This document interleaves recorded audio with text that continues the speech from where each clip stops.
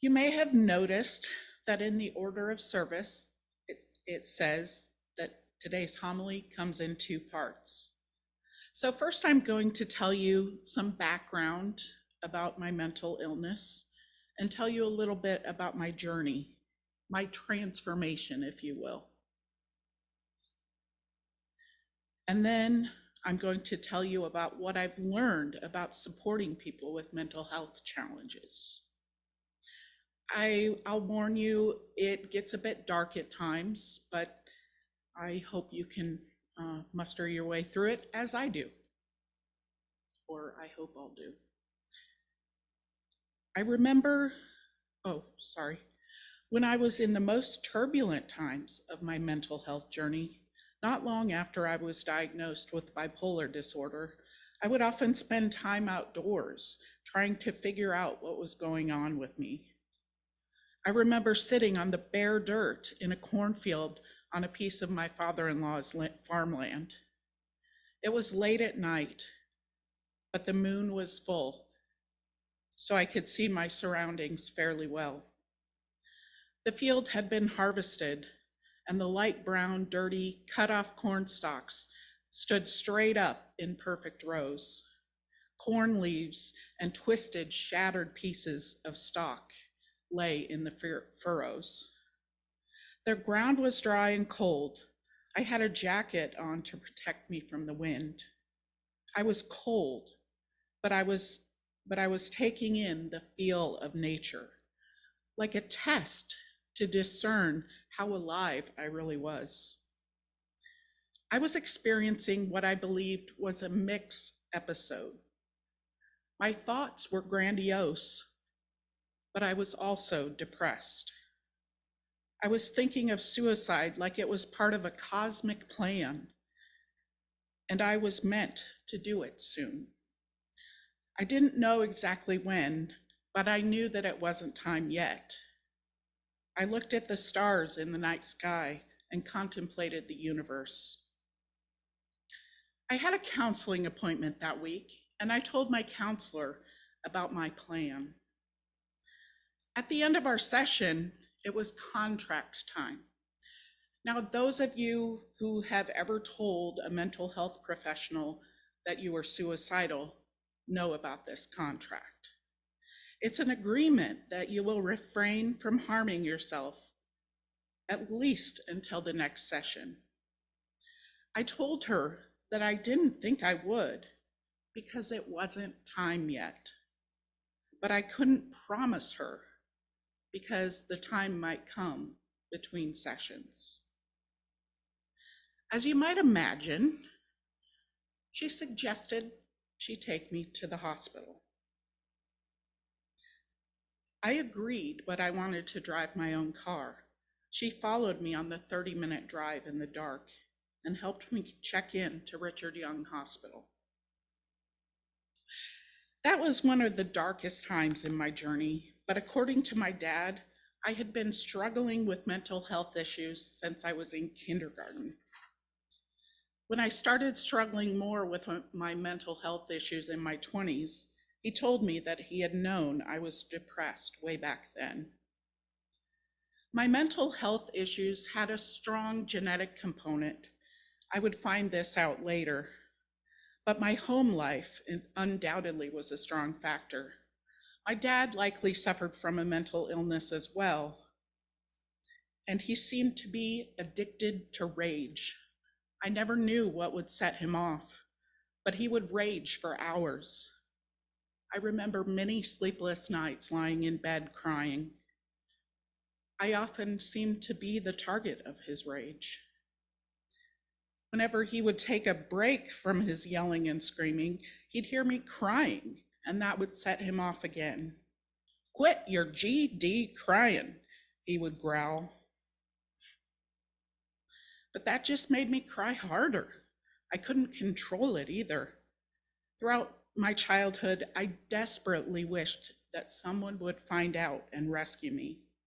At the same time, I also desperately hoped that no one would ever find out. I had low self-esteem, and I didn't fit in at grade school. I continued to struggle with depression, and by the time I entered junior high, the 7th grade, I was planning to kill myself. I was saved by 3 things: a band director who nurtured my musical talents and became a father figure to me; friends, I found that I fit in nicely with the band geeks and math nerds; and Billy Joel. You might have wondered why I was such a big fan if you knew I was a fan. My parents had given me his Greatest Hits Volume 1 and 2 cassette tape for Christmas, the year of 6th grade. I became an instant fan. Then I read an article in a teen magazine that said he had attempted suicide before he became famous. He talked about his depression in the article, and he talked about his suicide attempt. The article also talked about a certain percentage. He talked about depression and suicide, and the article also talked about statistics for teen suicide. It also said that he would donate a certain percentage of his profits for the song "You're Only Human," a new single that was the last track of the album.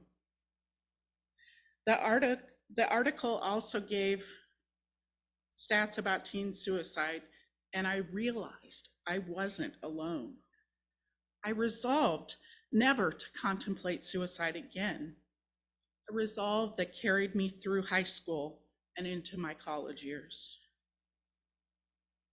It would take all day to tell the whole story, so I'll summarize the rest.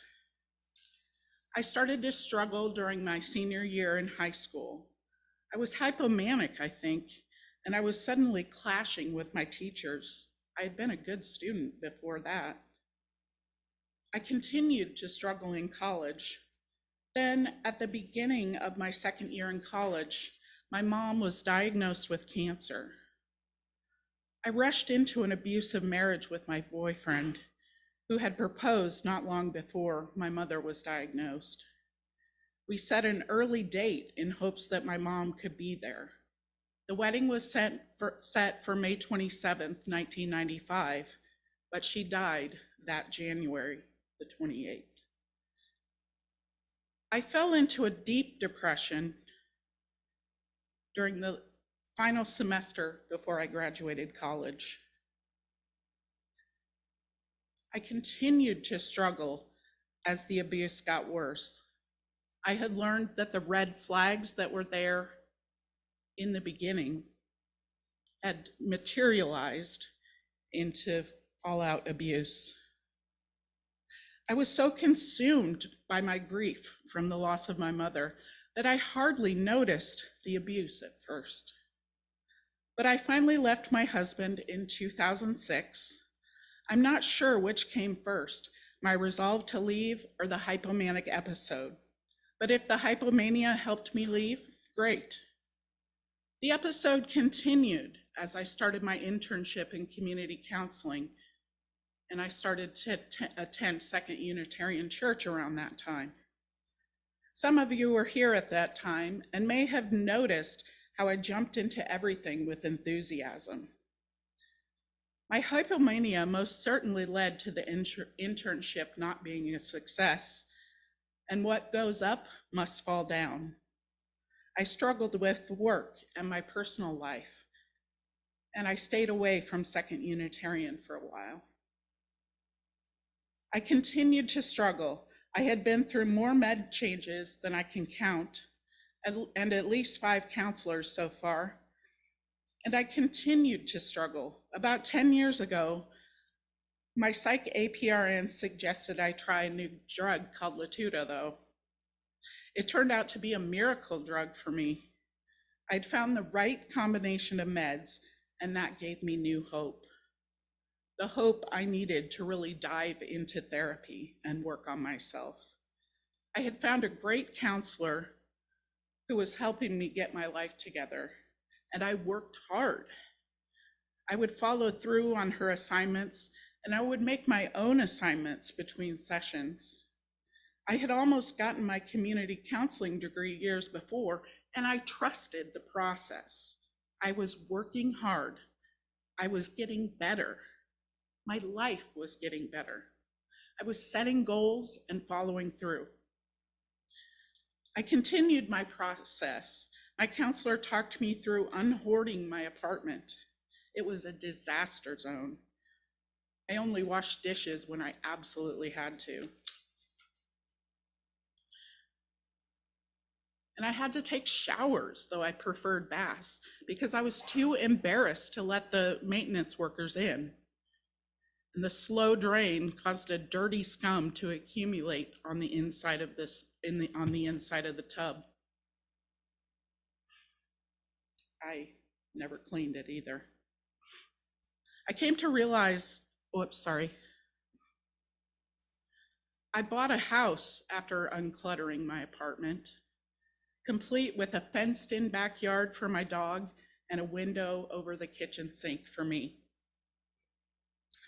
I worked on building my self-esteem and cultivating friendships so I would have a support system. I came to realize that I was worthy of friendship and that many people I knew had become friends long before I felt worthy. I got in a dating app and found my wonderful wife, Julie. For the first time in my life, I felt like I had my bleep together. I had worked hard and I'd come a long way. I was proud of myself, but I believed anyone with a mental illness could be successful and experience recovery as I had.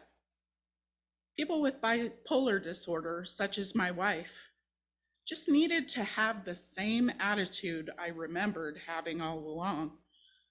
Be positive and keep trying different meds until you find the right combination. Dive into therapy and work hard like I did, and you'll get better like I did. But my pride had driven me to a kind of benevolent arrogance. And pride cometh before the fall. In another portion of her special, continuing on with the mental health aspect, she says, I didn't grow up in a household that was very mental health conscious. I don't know if you've ever tried to tell your conservative dad that you have a mental health issue. It doesn't go great.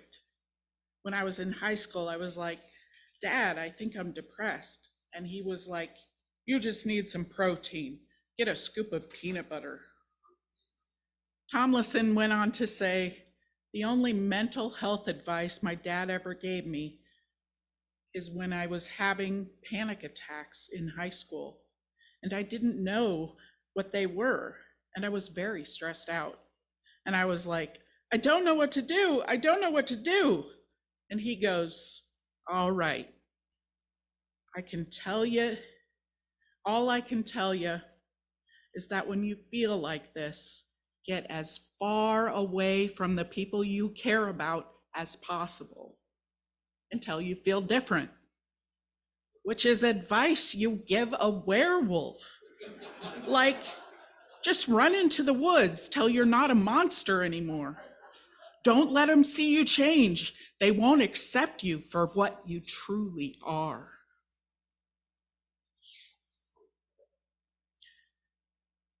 Some of you may know that I found myself without a job about 6 months ago. Without a job, I was without health insurance. I thought I would be okay because my miracle med came in a generic, but I was wrong. Luckily, my last refill had been for 90 days. I was only without them for a little while. And then in December, I was approved for Medicaid.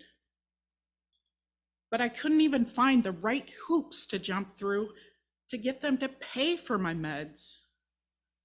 My prescriber was not a Medicaid provider, and I needed to find one to get my meds covered. Most of my meds were cheap, a few dollars at the most, but even the generic for that precious drug was $1,300 without insurance. I struggled to find a Medicaid provider. And since I had started a new job on December 11th, I thought my Medicaid would end long before I was eligible for insurance. I emailed my prescriber for help. One of the providers at his practice was on the list for approved Medicaid providers, but the secretary told me no one at the practice was a Medicaid provider. I asked my prescriber to see if his colleague would write the scripts so I could at least try and see if it worked. My prescriber suggested what he said was a similar med, but I had tried it years before, and it made me feel like a squirrel on Adderall, and not in a good way. He said, maybe you don't need it. I thought about all the work I had done in therapy, and I thought maybe he was right. I'd come a long way. Maybe I didn't need it anymore.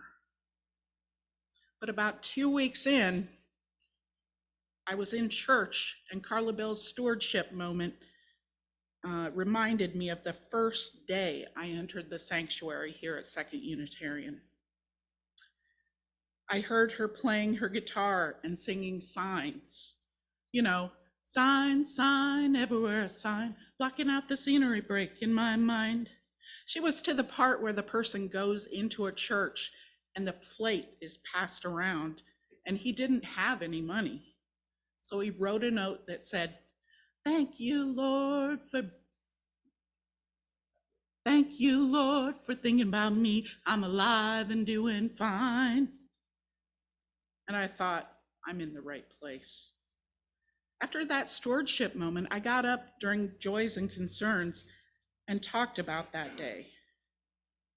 I couldn't get through it. I started crying and I had to pause and start again. Something like that hadn't happened to me for a long time. But it didn't worry me. I had actually complained to my prescriber that I didn't cry at the drop of a hat anymore. It was part of who I was. He said, maybe that's normal for most people. Now that I had stopped the meds, I thought maybe I would get rid of that horrible side effect. But the next week, I started crying while sitting and listening to the sermon. My mind had started to wander, and old messages started echoing through my head. I was thinking about the conversations I'd had before the service that day and other recent conversations. I was thinking, these people don't like me. They're just putting up with me because they have to. I tried to stop the thoughts and focus on the service, but the old messages of my unworthiness delivered by my dad and my ex-husband continued to run through my head. I was starting a downward spiral. After the service, I bolted past coffee hour and out the front door as fast as I could. On my way home, I thought about all the work I had done to become mentally healthy. I realized that all the progress I had made in therapy was wiped away when I stopped the pills. It was like being woken up by an old style alarm clock when you're in the middle of a really good dream. My really good dream was over. I wondered if I hadn't really worked through my issues and they were still hanging over me. They had to be if my negative self-talk came back that easily. I knew I had to get my meds again, but I wasn't even sure if starting them again would take away these thoughts and bring me back. How could it be as simple as taking a pill? But I set out to get my miracle drug. I started looking harder for those hoops I needed to jump through. And in the meantime, I struggled hard. I even thought seriously about killing myself for a couple of days. I skipped the worship team meeting in February and a couple weeks of church. All my problems seemed unsolvable. but I tried to focus on having a good attitude and remembered how I had been dealing with my problems before I stopped taking meds. I had trouble at work.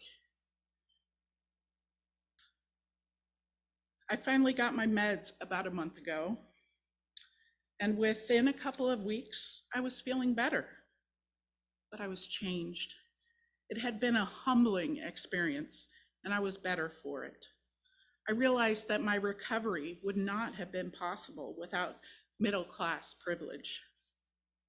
I thought I had been poor before. I had struggled with my finances since I left my husband and struck out on my own. But I found out for a little while what it was like to really be poor and have a mental illness. So I decided I need to get the word out and try to help you to help people like me. I researched how people with mental illnesses could access the services they need to live a better life. I knew I had to pass this on to our minister and to other ministers in the community.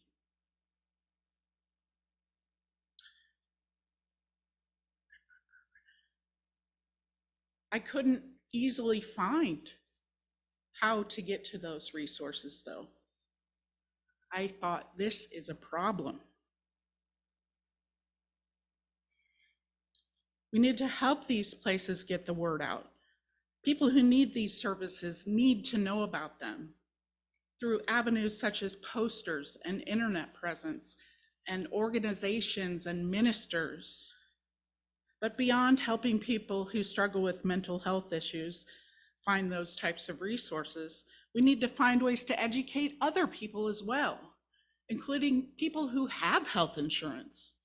I realized that even I, a person who had been struggling with a mental illness almost all my life, needed to know more about how to support people, such as my wife, with her mental health concerns.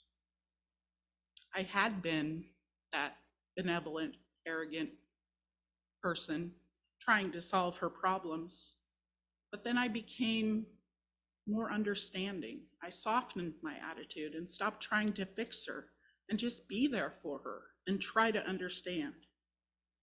I challenge all of you to Google mental health. Look for organizations that can provide you with the knowledge. Google mental health in the workplace or mental health in schools to find out how you can help your workplace or your child's school to be friendly to those experiencing mental health issues. There are kits and packages out there that can give companies the tools to make people more comfortable and safe talking about mental health issues in the workplace. You can also read about companies that have implemented such programs. And on the NAMI website, National Alliance for the Mentally Ill, there's the results of a study about mental health and the workplace.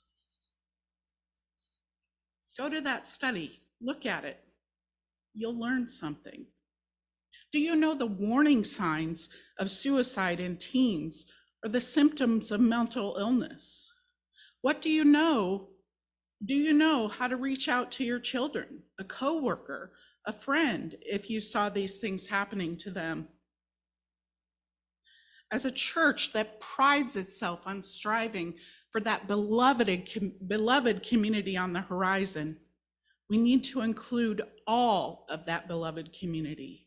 That includes radical inclusion for those dealing with a mental illness.